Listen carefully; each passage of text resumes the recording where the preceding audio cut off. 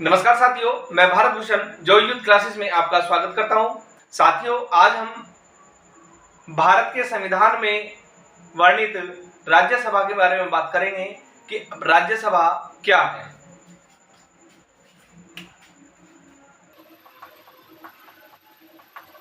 राज्यसभा के गठन का वर्णन अनुच्छेद 80 में किया गया है। तो राज्यसभा के गठन का जो वर्णन किया गया है अनुच्छेद 80 में किया गया है। अगर हम इसमें सदस्यों की बात करें, इसमें सदस्यों की बात करें तो राज्यसभा के अंदर अनुच्छेद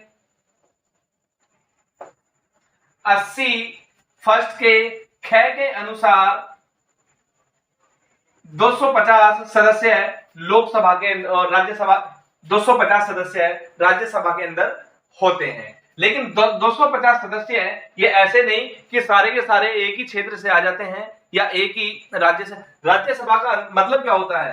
राज्य प्लस सभा, मतलब राज्यों की सभा। जो हमारे भारत के राज्य हैं जिसमें 28 राज्य है, 8 केंद्र शासित प्रदेश, तो उन सब का जो राज्य है हमारे, उन सब की एक सभा का वर्णन किया गया है। सभा कैसी कि प्रत्येक क्षेत्र से अपना प्रतिनिधित्व करने के लिए कोई ना कोई व्यक्ति हम राज्यसभा को भेज देते हैं कि ये हमारे राज्य का प्रतिनिधित्व करेगा, ये हमारे राज्य की बात राज्यसभा में लोकसभा के सदस्यों के बीच में रखेगा।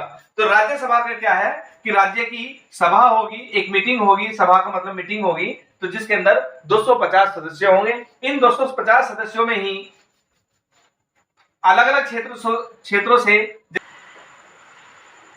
तो राज्यों को मिलाकर के और संशासित प्रदेशों को मिलाकर के 238 सदस्य राज्यसभा में पहुंचे हैं। इसी के आधार पर शेष जो बचे हुए हैं लगभग 12 सदस्य। कितने? 12 सदस्य जो हैं वो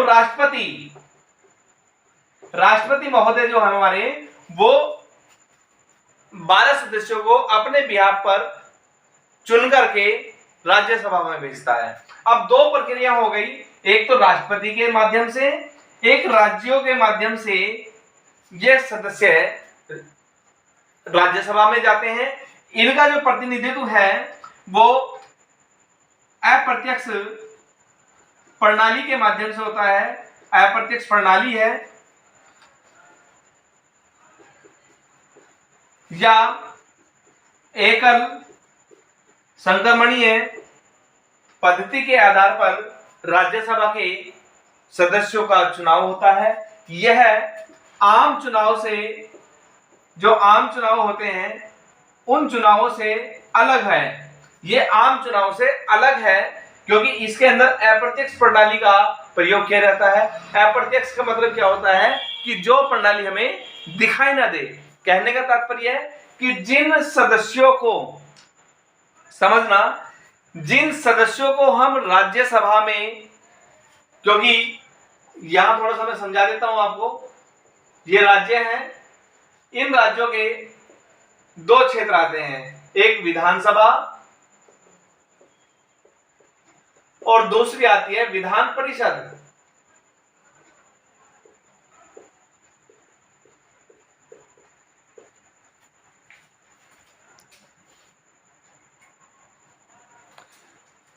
तो विधानसभा और विधान परिषद। विधानसभा का चुनाव जनता के द्वारा होता है और विधान परिषद का चुनाव भी जनता के माध्यम से होता है। तो दोनों की जो प्रक्रिया है वो जनता के माध्यम से होती है। लेकिन इन चुने हुए विधानसभा में जो हम व्यक्तियों को भेजते हैं, इन्हीं विधानसभा के व्यक्तियों को राज्यसभा में भेजा जाता है अप्रत्यक्ष प्रणाली के माध्यम से। तो समझ में आया? तो यहां सदस्यों की संख्या अनुच्छेद 80 के ख के अनुसार 250 सदस्य होते हैं, जिसके अंदर राज्य प्लस संघ शासित प्रदेशों के अंदर 238 प्लस राष्ट्रपति के द्वारा जो चुने जाते हैं 12 सदस्य चुने जाते हैं। कितने? 12 सदस्य चुने जाते हैं जो कला के क्षेत्र में हो, कला, साहित्य, विज्ञान और समाज सेवा, तो कला, साहित्य, विज्ञान और समाज सेवा के अंतर्गत जो व्यक्ति होते हैं उन्हीं में से 12 सदस्यों का चुनाव करके राष्ट्रपति चयन करके राज्यसभा में मनोनीत करता है। तो अनुच्छेद यह भी जो राष्ट्रपति राज्यसभा में भेजता है अनुच्छेद 80 के अनुसार करता है। किसके अनुसार? अनुच्छेद 80 के अनुसार राज्यसभा में भेजता है। तो ये हमारे राज्यसभा के सदस्यों की संख्या है। अब 250 सदस्य तो कह दिए, लेकिन वर्तमान में 245 सदस्य ही राज्यसभा में मनोनीत किए जाते हैं, जिनमें से मैक्सिमम 250, मिनिमम 245। तो वर्तमान में 245 राज्यसभा सदस्यों का चयन किया हुआ है जो राज्यसभा में इस समय एट प्रेजेंट मौजूद है। आगे देखते हैं। तो साथियों, राज्यसभा एक स्थायी सदन है, इसे कभी भंग नहीं किया जा सकता। जैसे लोकसभा को हम बीच में भंग कर सकते थे, लेकिन राज्यसभा को कभी भंग नहीं किया जा सकता। दूसरी बात, राज्यसभा का जो कार्यकाल होता है वो 6 वर्ष का होता है। राज्यसभा का जो कार्यकाल है, कार्यकाल 6 वर्ष का होता है। लेकिन साथियों, इसमें भी दो चीजें होती हैं। राज्यसभा का जो सभापति होता है उसका कार्यकाल कितना होता है, और राज्यसभा का जो उप सभापति होता है, उप सभापति, उसका कार्यकाल कितना होता है। तो सभापति का कार्यकाल 5 वर्ष का होता है। ध्यान देने वाली बात है कि राज्यसभा का जो सदस्य होता है, जो अध्यक्ष होता है राज्यसभा का, उसका कार्यकाल 5 वर्ष का होता है। क्यों होता है? क्योंकि राज्यसभा का जो सभापति होता है वो उपराष्ट्रपति होता है, और उपराष्ट्रपति का जो कार्यकाल होता है वो 5 वर्ष होता है। तो साथियों, ये चीजें ध्यान देने वाली है कि राज्यसभा का कार्यकाल 6 वर्ष का, लेकिन जो उसका अध्यक्ष होता है, जिसे अध्यक्ष चुना जाता है, अध्यक्ष चुना जाता है भारत के जो उपराष्ट्रपति है, उन्हें राज्यसभा का सभापति घोषित किया जाता है। लेकिन सभापति होने के नाते इनका उपराष्ट्रपति पद पर 5 वर्ष का कार्यकाल होता है। तो वही 5 वर्ष का कार्यकाल राज्यसभा में सभापति का होता है। तो सभापति का कार्यकाल 5 वर्ष का होता है। लेकिन जब उप सभापति की बात करते हैं तो उप सभापति जो होता है, राज्यसभा के जो सदस्य हम मनोनीत करते हैं, कितने? 245 सदस्य या 250 सदस्य जो भी हम निर्धारित होते हैं, तो इन सदस्यों में से ही एक व्यक्ति को उप सभापति पद के लिए चुन लिया जाता है सबकी सहमति से। जब ये सबकी सहमति से उप सभापति चुन लिया जाता है तो इनका कार्यकाल 6 वर्ष का हो जाता है, क्योंकि जो ये सदस्य होते हैं राज्यसभा के, उनका कार्यकाल भी 6 वर्ष का होता है। जब इनका 6 वर्ष का कार्यकाल होता है तो उसी 6 वर्ष के कार्यकाल को हम उप सभापति पद पर रहते हुए जो व्यक्ति भी बनता है उसका कार्यकाल भी 6 वर्ष का होता है। तो विशेष ध्यान देने वाली बात है साथियों कि राज्यसभा का जो सभापति है उसका कार्यकाल 5 वर्ष का, जबकि उप सभापति का जो कार्यकाल है वो 6 वर्ष का होता है। इसी में एक चीज और मैं बता देता हूं कि जो उप सभापति होता है वो इनके बीच से आता है। सभापति जो आता है, उपराष्ट्रपति पद जो होता है, जिसके पास उपराष्ट्रपति बनते हैं जो भारत के, वही राज्यसभा के सभापति के रूप में मनोनीत किए जाते हैं। अब साथियों, इनका जो कार्यकाल है, भारतीय संविधान के अनुच्छेद 83 फर्स्ट में इसका वर्णन किया गया है कि भारत का जो राज्यसभा है उसका कार्यकाल अनुच्छेद 83 फर्स्ट के अनुसार 6 वर्ष का होगा, और यह एक स्थायी सदन होता है। स्थायी सदन है, इसे हम कभी भंग नहीं कर सकते। स्थायी सदन, इसे हम उच्च सदन के नाम से भी जानते हैं। उच्च सदन, उच्च सदन क्यों?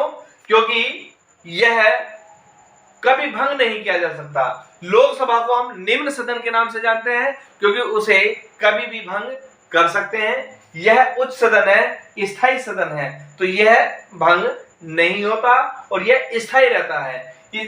इसके 2 वर्ष के बाद जो सदस्य होते हैं, 2 वर्ष के बाद, 2 वर्ष के अंतराल के बाद 2/3 वो 1/3 सदस्य अपने आप कार्यकाल पूरा हो जाता है।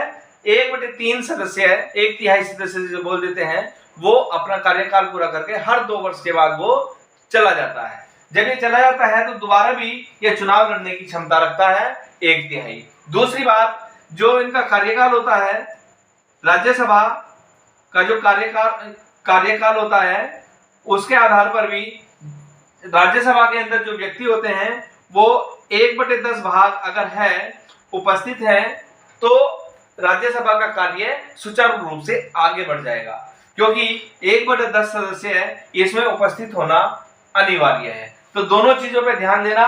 1/3 सदस्य है, इनकी अपने आप विदाई हो जाती है या कार्यकाल 2 वर्ष के हर दूसरे वर्ष में 1/3 सदस्य चले जाते हैं और नए सदस्य आ जाते हैं, जबकि 1/10 सदस्य उपस्थित होने अनिवार्य है। अगर ये उपस्थित नहीं है तो हम राज्यसभा को आगे नहीं बढ़ा सकते। अब राज्यसभा के सदस्यों की योग्यता के बारे में बात करते हैं। तो इसका जो वर्णन है अनुच्छेद, पहली बात अनुच्छेद 103 में किया गया है। तो अनुच्छेद 103 में राज्यसभा के सदस्यों के योग्यता का वर्णन किया गया है। तो इसमें निम्न योग्यताएं हैं। नंबर 1 है वह भारत का नागरिक हो। जाहिर सी बात है, जब तक वह भारत का नागरिक नहीं होगा तो वह राज्यसभा का सदस्य कैसे बन सकता है। तो वह भारत का अगर नागरिक है तभी राज्यसभा का सदस्य बनेगा। अगर वह भारत का नागरिक नहीं है तो वह उसे किसी भी कीमत पर उसे राज्यसभा का सदस्य मनोनीत नहीं कर सकते। दूसरी बात, उसकी आयु 30 वर्ष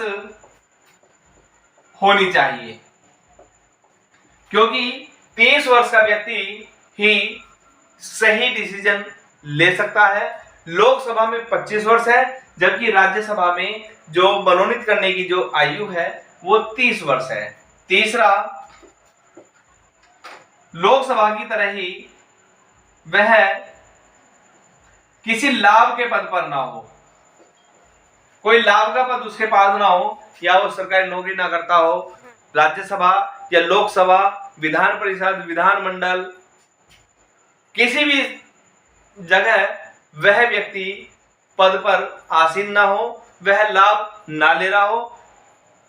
राज्यसभा का सदस्य होने से पहले उसे उस पद से, किसी भी पद पर है, उस पद से पहले इस्तीफा देना होगा। उसके बाद ही वह राज्यसभा का या लोकसभा का सदस्य बनेगा। चौथा पॉइंट आता है वह दिवालिया या कर्जदार ना हो। वह व्यक्ति दिवालिया घोषित ना हुआ हो। दिवालिया मतलब अपने आप को जैसे कह देते हैं कि नुका भाई यहाँ दिवाला निकल गया उसका, वो बहुत कर्जे में डूब गया, सरकार गई या सरकारी पैसा था, कर्ज ले रखा था, वो डूब गया, तो वह व्यक्ति दिवालिया भी ना हो। तो ये योग्यताएं राज्यसभा के सदस्यों की है, जिसका वर्णन अनुच्छेद 103 में किया गया है। तो साथियों, ये राज्यसभा के सदस्यों की योग्यता के बारे में थे। अब मैं बता देता हूं आपको कि राज्यसभा का जो पदेन सभापति होता है वो उपराष्ट्रपति होता है। अगर हमारे भारत में राज्यसभा के पदेन अधिकारी, जिसे हम सभापति के नाम से जानते हैं, तो सभापति अगर उपस्थित नहीं है तो उपसभापति, जो राज्यसभा का उपसभापति हम घोषित करते हैं, तो वह व्यक्ति राज्यसभा की कार्यवाही को आगे बढ़ा देता है।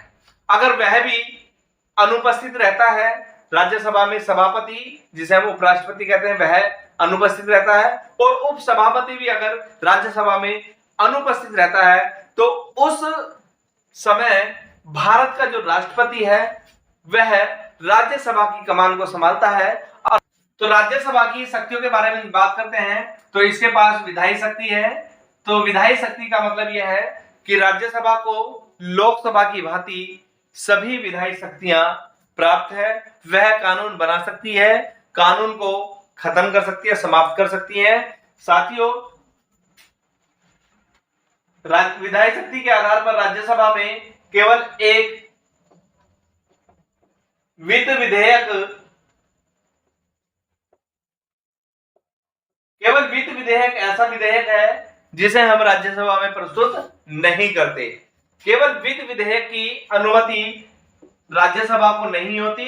बाकी जितने भी विधेयक होते हैं, चाहे संयुक्त अधिवेशन हो, चाहे सिंपल अधिवेशन हो, कोई सा भी हो, वह विधेयक जब तक राज्यसभा में पास नहीं किया जाता, वह कानून या विधेयक पारित नहीं किया जा सकता।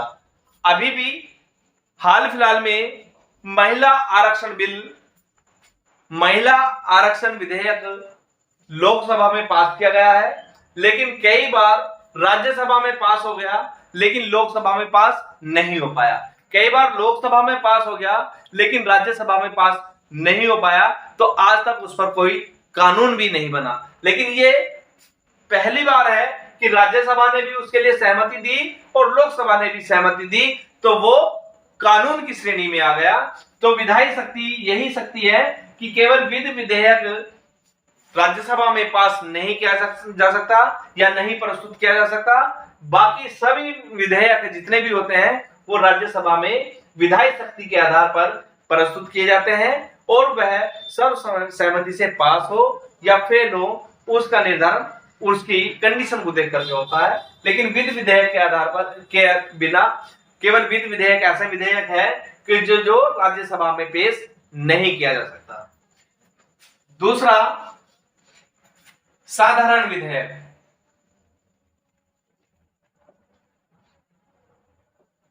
इसका वर्णन अनुच्छेद 108 में किया गया है साधारण विधेयक का। यह विधेयक लोकसभा और राज्यसभा दोनों में प्रस्तुत किया जाता है, जो संयुक्त अधिवेशन के आधार पर होता है। कौन सा? संयुक्त अधिवेशन के आधार पर होता है। तो संयुक्त अधिवेशन लोकसभा का भी और राज्यसभा का भी जब होता है साधारण विधेयक के आधार पर, 108 में इसका वर्णन किया गया है। तो यह विधेयक भी विधायी शक्ति के आधार पर राज्यसभा में प्रस्तुत किया जाता है। दूसरा है वित्तीय शक्ति। राज्यसभा को धन विधेयक के अलावा वित्तीय शक्ति प्राप्त है। उसके बाद न्यायिक शक्ति। लोकसभा की भांति राज्यसभा में न्यायिक शक्ति भी प्राप्त है। उसे न्याय करने की पूरा अधिकार है। वह किसी भी व्यक्ति को दंड भी दे सकता है, छूट भी करा सकता है। तो न्यायिक शक्ति भी इसके पास है। तो चौथा आता है निर्वाचन संबंधी शक्ति। वह राज्यसभा में किन व्यक्तियों को निर्वाचित करता है, किन्हें नहीं करता, लोकसभा इस पर आपत्ति नहीं लगा सकती। लेकिन राज्यसभा के पास निर्वाचन शक्ति प्राप्त है, तभी इसके सदस्य निर्वाचित होकर के राज्यसभा में जाते हैं। तो निर्वाचन की शक्ति भी इसके पास है। संविधान संशोधन की शक्ति। तो राज्यसभा को संविधान संशोधन की शक्ति भी प्राप्त है। वह संविधान के अंदर संशोधन कर सकती है, किसी भी विधेयक को कानून बना सकती है। तो यह शक्ति भी राज्यसभा के पास मनोनीत है। कार्यपालिका संबंधी शक्ति। तो राज्यसभा को कार्यपालिका संबंधी शक्ति भी प्राप्त है, क्योंकि कार्यपालिका का गठन राष्ट्रपति के आधार पर होता है। तो राष्ट्रपति इसका पदेन अधिकारी होता है। तो राष्ट्रपति के आधार पर इसे कार्यपालिका की संबंधी शक्ति भी प्राप्त है। साथियों, यह हमारा राज्यसभा का एक चैप्टर था जो हमने आज क्लियर किया।